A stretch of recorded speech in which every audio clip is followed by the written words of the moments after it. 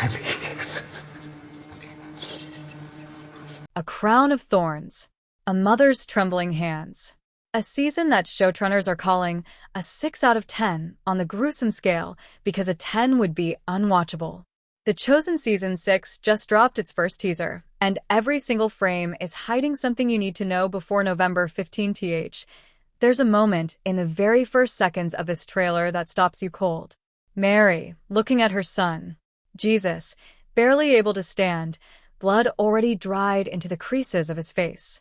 No dialogue needed. Just a mother watching the thing she always feared and somehow always knew was coming. That's how The Chosen Season 6 introduces itself. Not with a battle.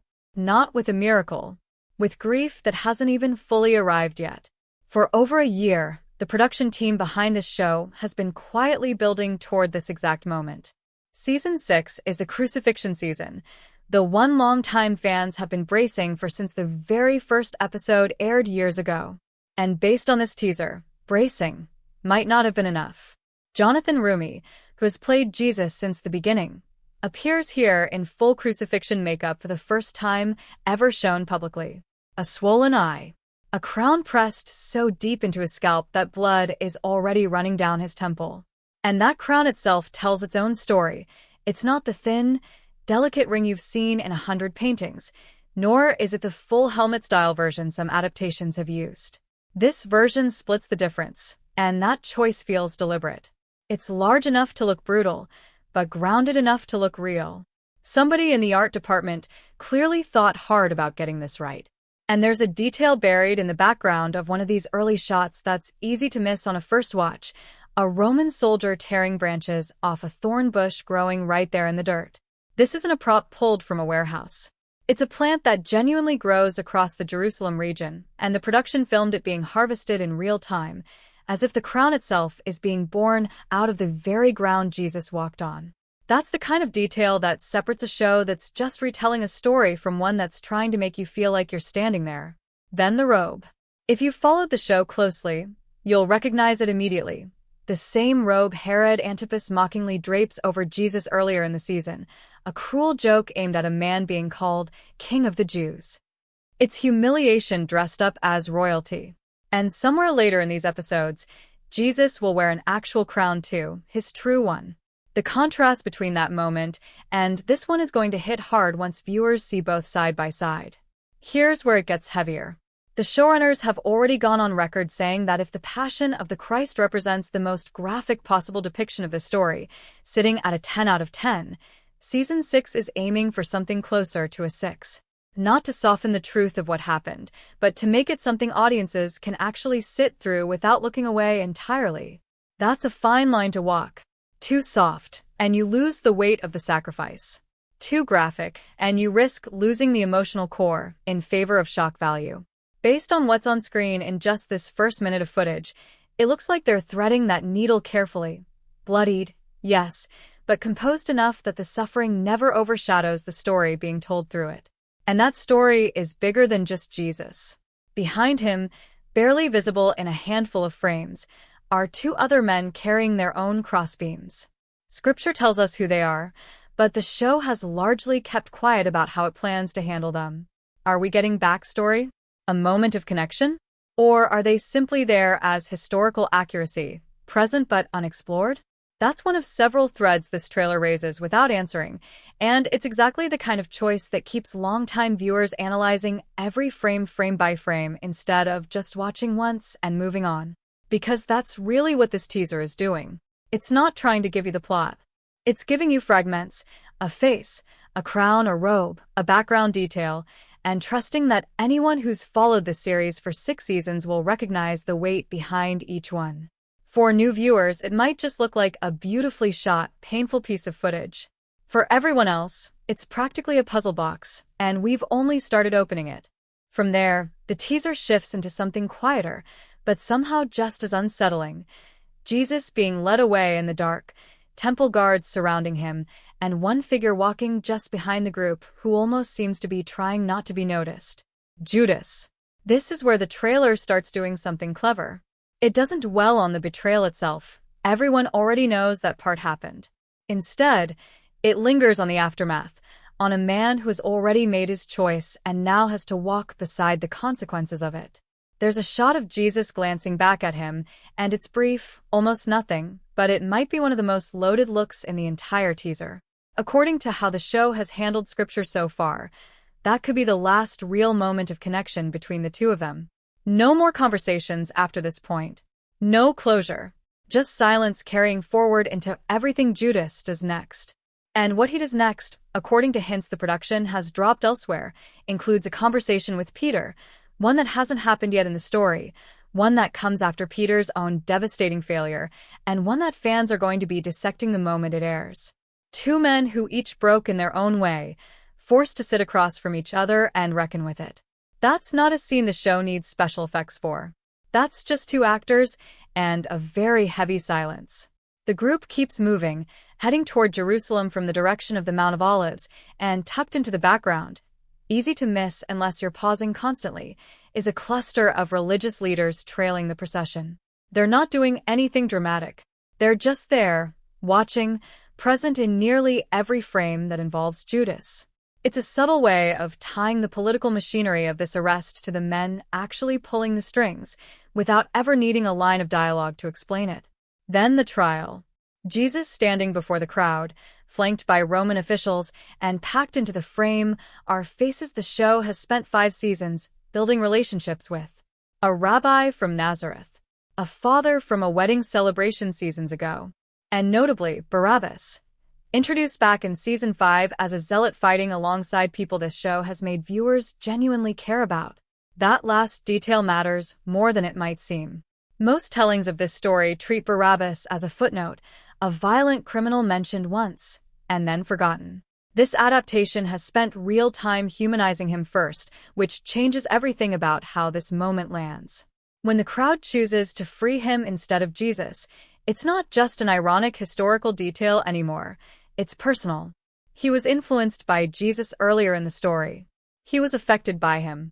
And now, in the strangest possible way, he becomes the first person who's spared because Jesus takes his place. Whether the show plans to follow his story afterward, whether he becomes part of the early believers we know formed after this period, is still unknown, but it's exactly the kind of open door this series loves to leave for future seasons. Standing near the front of the angry crowd is Pilate, and this trailer gives us something genuinely new, a hint that his wife warns him to stay away from the entire situation. That detail hasn't shown up in any behind-the-scenes footage before this. It reframes Pilate slightly, not as a villain enjoying his power, but as a man who senses something is deeply wrong and still can't find a way out of it. He washes his hands of the decision, literally, but the trailer makes it clear that gesture isn't going to bring him peace. It's a man trying to protect his own conscience while still being complicit in the outcome. That kind of moral cowardice is uncomfortable to watch precisely because it feels so recognizable. Then comes the scourging. Jesus bound to a post, and for longtime viewers, there's something particularly heavy about seeing Jonathan Roomie in this position for the first time. Hints from the production suggest a familiar face returns specifically for this moment, someone tied to Jesus earlier in the story, now standing on the other side of unimaginable cruelty. The show hasn't confirmed exactly who, but the theorizing among longtime fans has already started, and it's the kind of casting choice that turns a brutal scene into something with even more emotional weight underneath it. And through the streets, finally, comes Simon of Cyrene, a character this show quietly planted back in Season 5, easy to overlook at the time, now stepping into one of the most important supporting roles in the entire Crucifixion story. He's not just a random bystander pulled from the crowd here. He's someone the show already gave a face, a family, a reason to exist in this world before this exact moment needed him. Watching him take on the weight of that crossbeam hits differently when you remember he wasn't a stranger to begin with. That's the kind of long-game storytelling this series has quietly specialized in, planting a name 2 seasons early so that when it matters, it actually matters. By the time the teaser reaches the road to Golgotha, something in the tone shifts completely. This isn't build-up anymore. This is the thing itself happening, in real time, and the show stops holding anything back. Jesus falls. Simon, who started this walk simply helping carry the weight, ends up carrying it entirely. There's a shot where Jesus can barely lift his own leg off the ground, and it's not stylized or softened. It's just exhaustion, total and complete, the kind that comes after a body has been pushed past every limit it has. Behind him, Peter is seen comforting Matthew, whose eyes look almost raw in this footage. It's easy to forget, watching a story we already know the ending to, that the people inside it don't have that comfort. They're watching someone they love die in front of them with no idea what comes next. Then there's Veronica, a name that carries weight far beyond what Scripture actually records. In tradition, she's the woman who steps forward to wipe Jesus' face as he struggles through the streets, and afterward, his image is said to remain on the cloth she used. It's not something written into the Gospels themselves. It's a piece of tradition the show has clearly chosen to honor anyway, and including her here says something about how this series treats faith. Not everything has to be strictly scriptural to be meaningful.